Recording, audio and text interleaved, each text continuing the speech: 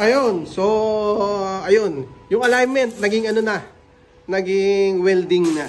Okay, mga kaibigan, bakit mo wine-welding yan? Yung motor na yan ay second hand. So dahil second hand, hindi niya napansin, syempre alam mo yung loob, ay nakita niya bengkong o may problema yung kanyang chassis. Dinala dito, and then nung pina-align, yung nakita, lumabas yung pinaka-problema. Ang pinaka-problema bukod dun sa bengkong yung o kaya hindi naka-align yung kanyang chassis, ay mayroon na rin pala siyang welding.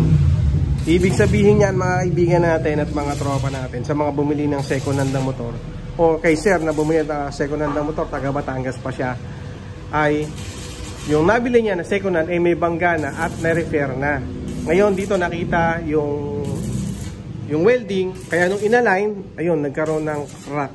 Kasi nga po is matagal na sigurong may tama yon, kaya nga may welding eh. So ibig sabihin yan, kaya may welding or nagkaroon ng welding, una pa lang, meron na siyang crack. Then, ayun, lumabas ulit yung crack dito nung inalign na siya. Ang ginawa ko ngayon ni Sarjo, tsaka siyempre ni Bandoy, after niya i-align, ayun, gagawa na lang po nila ng paraan, lalagyan nila ng pinaka-brace o pinaka parang bracket, tapos weldingin ulit nila para mas matibay, para mas maayos. Siyempre, alam mo nga naman, bumili ka ng second hand na motor, tapos magkakaroon ng may issue. Okay, so papakita ko sa inyo yung finished product nito, or after niyang malagyan ng pinaka-brace, bracket, yung ayan, yung ano yan, yung motor niya. Ito mga kaibigan na ay Honda Click na 125 from Batangas City. Nakita nga lang dyan sa page itong Bandoy's Machine Shop.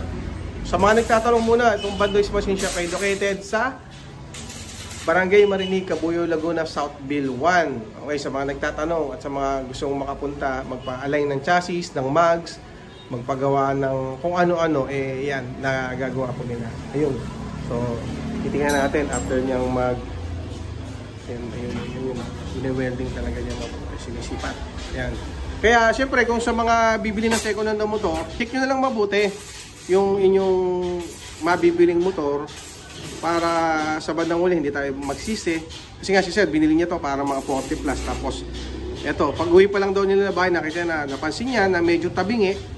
At, ayun na nga ang nangyari. Possible na merong hindi naka-align yung kanyang chassis. Eto mga kaibigan, so after weldingin, ayan, eto na yung kanyang, yan, nilagyan nila na siyempre yung flat bar, okay? Tapos lalagyan din niya sa likod para mas matibay. Ito yung kanina na pinakita ko sa inyo ng winelding, tapos may crack. Ayan. Yan, kasi may pintura yan. Tatanggalin yung pintura parang gano'n. Tapos pipinturahan uli ng bago. Ayan. Okay, so mga kaibigan natin, punta na kayo dito kay Bandoy Machine Shop. Okay, ito yung Honda Click na 125 from Batangas City. Katatapos lang na yung chassis alignment niyan. Ayan o. So ito yung alignment niya. Yan. Dito yan.